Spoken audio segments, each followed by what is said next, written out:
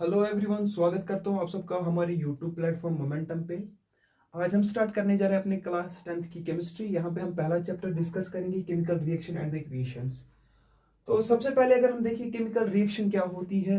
Chemical reaction एक ऐसी process है जहाँ पे एक सबस्टेंस या ग्रुप ऑफ सबस्टेंस में कोई चेंज आती है, उसकी वजह से एक नया सबस्टेंस बन जाता है, और वो जो नया सबस्टेंस बन जाता है एक नई प्रॉपर्टीज उसमें जनरेट हो जाती है। ठीक है, तो मैंने यहाँ पे लिखा है, यहाँ पे it's a process in which a substance or a group of substance undergo a change to produce new substance with new properties.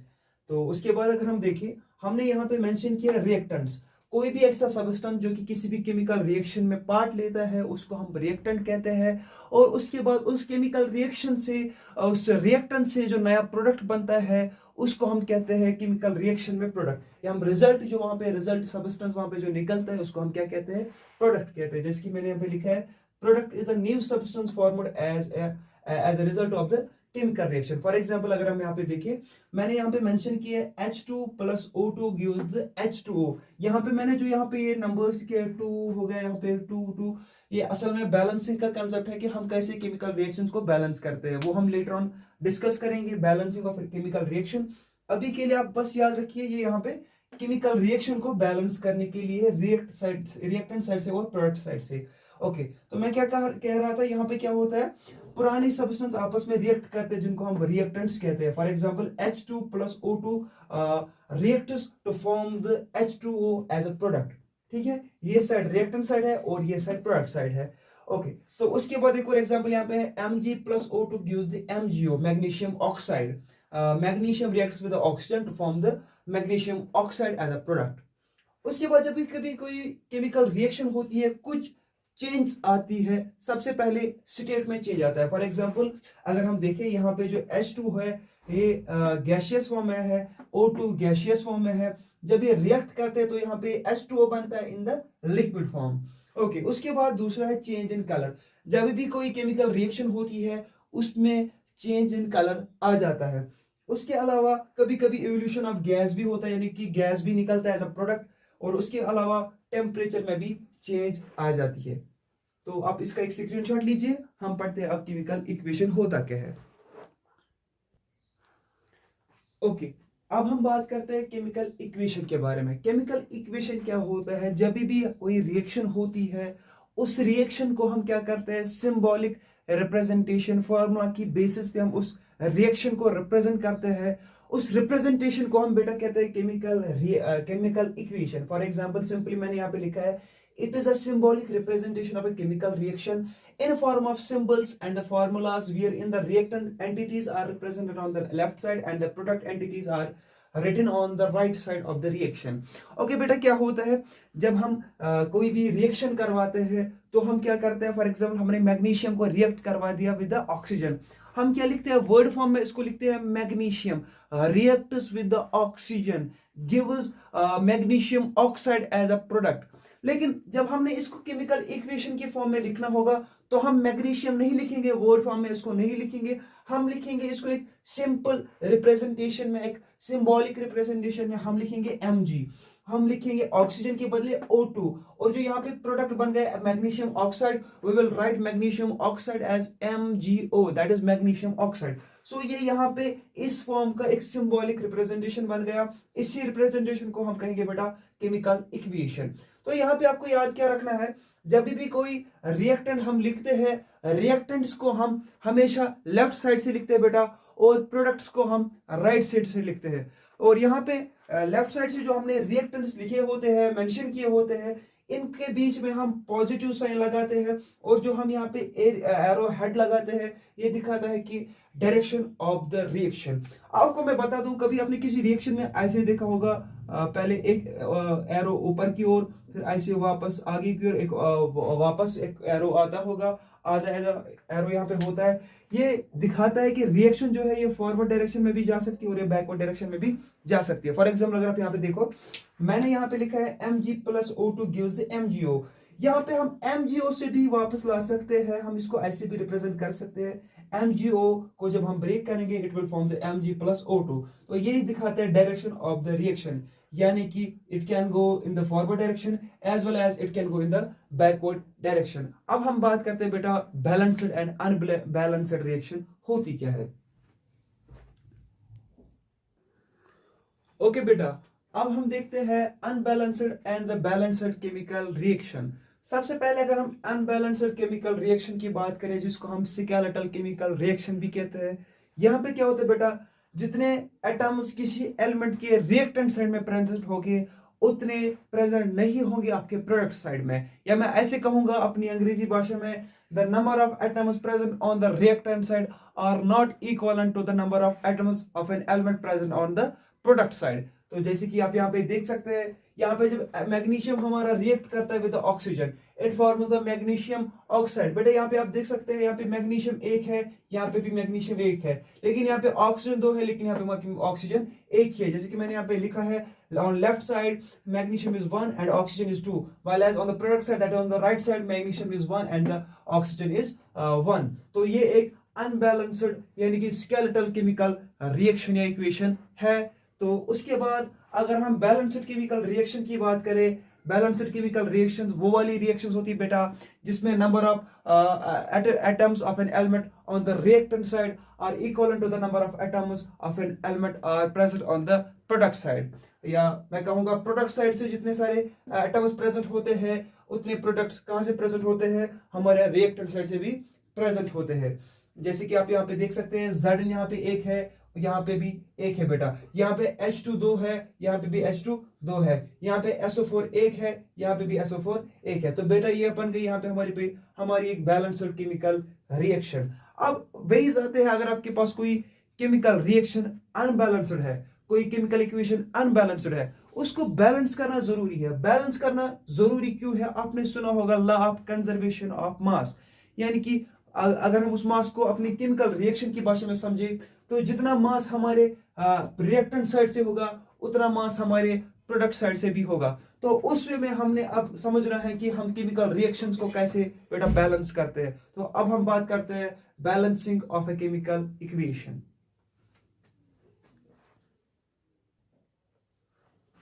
Okay बेटा, अब हम बात करते हैं balancing of a chemical equation. किसी भी केमिकल इक्वेशन, किसी भी केमिकल रिएक्शन को हम कैसे बैलेंस करते हैं। तो बेटा मैं आपको कुछ 4 स्टेप्स यहाँ पे बता दूंगा। इन 4 स्टेप्स में आप बिल्कुल आसानी से भी किसी भी केमिकल रिएक्शन को आसानी से सॉल्व कर सकते हैं, बैलेंस कर सकते हैं। सबसे पहले अगर हम देखें बैलेंसिंग सिंपली होता क्या है, balancing simply refers to the making number of atoms equal on both side, that is on the reactant side, that is on the product side. Product side से और रिएक्टेंट साइड से दोनों के बराबर क्या बनाना, दोनों एटम्स को। देखिए फॉर एग्जांपल हमने रिएक्ट करवाया ए को बी के साथ, यहाँ पे क्या बन गया, यहाँ पे ए बी बन गया, ठीक है, या AB2 फॉर एग्जांपल बन गया। अब यहाँ पे अगर आप देखेंगे यहाँ पे AB2 या यहाँ पे 2 बी थे, ऐसे समझ लीजिएगा, B2 थे तो ये लेकिन यहाँ पे AB ही बन गया। यहाँ पे 2 बी है, यहाँ पे एक ही बी है, तो आप ये आपको कंफ्यूजन होता है, यहाँ पे तो 2 मिले थे लेकिन यहाँ पे एक ही बी क्यों आया। अब हमने इसको रिएक्ट करवाना है, अब हम इसको बैलेंस करवाना है। तो सिंपली बैलेंसिंग रेफर क्या करती है, number of making number of atoms equal on the both side of the reaction of the equation. तो वही हम यहाँ पे करेंगे जब हम अभी एक एग्जांपल लेंगे, आपको बिल्कुल अच्छे से समझ आ जाएगा। It simply refers to the making number of atoms equal on the reactant plus the product side. इसकी सिग्निफिकेंस क्या है आपको पता है, we know the law of conservation of mass, that is ये कंजर्व करता है law of conservation of mass. Law of conservation of mass क्या कहता है, mass of the reactant side is equal to the mass of product side, जो कि मैंने अभी आपको कहा था कुछ देर पहले। तो ये उसको यहाँ पे कंजर्व करता है हमारा बैलेंसिंग ऑफ केमिकल रिएक्शन। तो बेटा इसके कुछ स्टेप्स है, ये बिल्कुल आसान स्टेप्स है। सबसे पहले अगर आपको कोई केमिकल रिएक्शन दी गई होगी, for example magnesium oxide reacts with oxygen, sorry magnesium reacts with oxygen to form the magnesium oxide, आपको ऐसे ही लिखा गया होगा क्वेश्चन में। आपको सबसे पहले क्या करना है, इसको एक वर्ड फॉर्म में लिखना है, एक वर्ड फॉर्म में लिखना है। जो ही आपने इसको वर्ड फॉर्म में लिखना है, उसके बाद आपको एक सिंबॉलिक रिप्रेजेंटेशन में इसको लिखना है, यानी कि केमिकल इक्वेशन में इसको रिप्रेजेंट करना है। उसके बाद आपको जो यहाँ पे सबसे कॉम्प्लेक्स कंपाउंड मिलेगा, आपको उससे बैलेंसिंग स्टार्ट करनी है। इसका मैटर नहीं होगा कि आप रिएक्टेंट साइड उठाओ, आप प्रोडक्ट साइड उठाओ, कोई मसला नहीं है, बस आपको एक कॉम्प्लेक्स कंपाउंड यहाँ पे उठाना है। उसके बाद जो जिसमें सबसे ज्यादा एटम्स होंगे आपको वही सिलेक्ट करना है। उसके बाद उसको दोनों साइड से बैलेंस करना है। उसके बाद उससे छोटा एलिमेंट जिसमें ज्यादा ये होंगे, मैं कह सकता, उसके बाद आपको दूसरा एलिमेंट लेना है जिसमें ज्यादा एटम्स होंगे, आपको वो सिलेक्ट करना है और उसको इक्वल करना है ऑन द बोथ साइड। तो उसके बाद लेटर ऑन हमें क्या करना है, जब हमने बैलेंसिंग खत्म की, हमने बोथ साइड से चेक करना है कि क्या अब हमारी इक्वेशन बैलेंस्ड है रिएक्टेंट साइड से और प्रोडक्ट साइड से। अभी आपको पूरा क्लियर हो जाएगा जब हम एक एग्जांपल करते हैं। आप इसको एक स्क्रीनशॉट लीजिए, हम एक एग्जांपल करते हैं बेटा। तो बेटा आप यहाँ पे देख सकते हैं, मैंने एक एग्जांपल मेंशन की है। Steam is passed over iron to form the magnetic oxide of iron. जब हमने स्टीम को पास किया, स्टीम बोले तो वाटर, आयरन Fe, एंड यहाँ पे हमारा जो बन गया वहां पे magnetic oxide of the iron, that is Fe3O4। ठीक है बेटा, हमने यहाँ पे क्या कर रहे हैं, सबसे पहले हमने इसको एक इक्वेशन सॉरी वर्ड फॉर्म में लिखना है, जैसे कि हमने स्टेप्स में बताया था। Steam, iron is passed over the steam, that is the steam, actual में वाटर ही होता है, to form the magnetic oxide of iron. It is forming the magnetic oxide of iron. Magnetic oxide of iron plus hydrogen. Steam is passed over iron to, हाँ उसको and form the magnetic oxide, हाँ यहाँ पे hydrogen बेटा, hydrogen. तो hydrogen, तो यहाँ पे क्या बनाता है, हाइड्रोजन बनाता है। यहाँ पे हमने वर्ड फॉर्म तो खत्म कर ली। सबसे पहले हम लिखेंगे iron, that is in word form, in symbolic form it will be represented as Fe। Steam का मतलब होता है H2O, that is the water, और magnetic oxide of the iron is Fe3O4, Fe3O4 plus hydrogen, that is the H2। अब ये आ गया किस form में, एक केमिकल इक्वेशन की फॉर्म में, ये सिंबॉलिक रिप्रेजेंटेशन की फॉर्म में आ गया। सबसे पहले हमने क्या करना है, हमने देखना है यहाँ पे आयरन कितने हैं, यहाँ पे आयरन 1 है, ठीक है। हाइड्रोजन यहाँ पे बेटा 2 है, ऑक्सीजन यहाँ पे बेटा 1 है। यहां तक आपको समझ आएगा, और ये हम रिएक्टेंट साइड की बात करते हैं। अब अगर हम प्रोडक्ट साइड की बात करें, प्रोडक्ट साइड में यहाँ पे आयरन 3 आते हैं, हाइड्रोजन 2 आते हैं, ऑक्सीजन यहाँ पे 4 आते हैं बेटा। देखिए हमने कहा था जब भी हमने किसी केमिकल इक्वेशन को बैलेंस करना होगा, हमने क्या करना है, सबसे पहले हमने कॉम्प्लेक्स फॉर्म को लेना है। आप यहाँ पे देख सकते हैं हमारे पास यहाँ पे जो सबसे कॉम्प्लेक्स फॉर्मूला है वो है Fe3O4। यहाँ पे भी हमने सबसे पहले क्या देखना है, हमने देखना है कि इस कॉम्प्लेक्स फॉर्मूला में सबसे कॉम्प्लेक्स यहाँ पे सबसे ज्यादा एटम्स किसके पास है, यहाँ पे ऑक्सीजन के पास सबसे ज्यादा एटम्स है। यहाँ पे आप देख सकते हैं यहाँ पे 4 ऑक्सीजन है, तो यहाँ पे लेकिन खाली 1 ऑक्सीजन प्रेजेंट है ऑन द रिएक्टेंट साइड। तो यहाँ पे इसको बैलेंस करने के लिए मैं यहाँ पे 4 लगाऊंगा, तो यहाँ पे बन गए 8 हाइड्रोजन और 4 ऑक्सीजन। तो क्योंकि यहाँ पे 8 बन गए, तो उसके बाद मैं यहाँ पे क्या करूंगा, उसके बाद मैं लेटर ऑन इसको बैलेंस करूंगा। पहले मैं आयरन को यहाँ पे बैलेंस करूंगा। अब देख सकते हैं यहाँ पे आयरन कितने हैं, 3 है, तो यहाँ पे मैं 3 लिखूंगा बेटा। अब यहाँ पे भी 3 आ गए, यहाँ पे भी 3 आ गए। ये 3 जो है ये मल्टीप्लाई करेगा 1 आयरन के साथ, जिसके साथ कुछ भी नहीं होता साइड में, उसके साथ 1 होता है बेटा।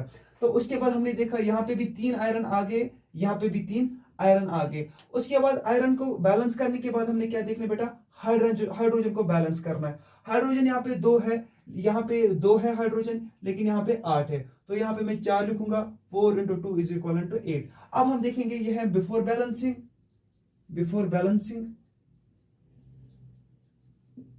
और आफ्टर बैलेंसिंग जब हम देखेंगे बेटा, आफ्टर बैलेंसिंग यहां पे कितने आयरन है, आयरन यहाँ पे अब 3 है। यहाँ पे आयरन कितने हैं बेटा, यहाँ पे भी आयरन 3 है। यहाँ पे उसके बाद अगर हम देखिए हाइड्रोजन, यहाँ पे हाइड्रोजन 8 है, हाइड्रोजन इज इक्वल टू 8। और ऑक्सीजन यहाँ पे कितने हैं, यहाँ पे हाइड्रोजन कितने हैं, 8, हाइड्रोजन इज 8। उसके बाद ऑक्सीजन यहाँ पे 4 है, यहाँ पे भी ऑक्सीजन 4 है। तो यहाँ पे हमारी पहली एग्जांपल कंप्लीट होती है। आई होप आपको ये पहली एग्जांपल यहाँ पे समझ आ चुकी होगी। हम नेक्स्ट एग्जांपल अब करते हैं। ओके बेटा, अब आप देख सकते हैं यहाँ पे मैंने एक और रिएक्शन यहाँ पे दी है, एग्जांपल दी है। Come in write the balanced equation for the reaction involving the combustion of methane to form the carbon dioxide and the water. Methane की कंबशन होती है, कंबशन में होता है, कंबशन का मतलब होता है addition of the oxygen simply. तो मीथेन की कंबशन होती है to form the carbon dioxide to the water and water. सबसे पहले हम वर्ड फॉर्म में इसको लिखेंगे, methane reacts with the oxygen to form the carbon dioxide plus water। आपको बात समझ आ रही है बेटा? सबसे पहले हम लिखेंगे मीथेन के बदले CH4, इसकी केमिकल इक्वेशन, इसके बदले O2, इसके बदले लिखेंगे CO2 और इसके बदले लिखेंगे H2O। आपको बात समझ आ रही है बेटा? तो यहाँ पे अब हम क्या करेंगे, सबसे पहले हम देखेंगे यहाँ पे सबसे कॉम्प्लेक्स फॉर्मूला क्या है। यहाँ पे आप देख सकते हैं, यहाँ पे कॉम्प्लेक्स फॉर्मूला यहाँ पे हमारा CH4 है, ठीक है, CH4 है बेटा। यहाँ पे हम देखेंगे, अगर हम देखें यहाँ पे हाइड्रोजन कितने हैं, यहाँ पे हाइड्रोजन 4 है लेकिन यहाँ पे 2 ही है।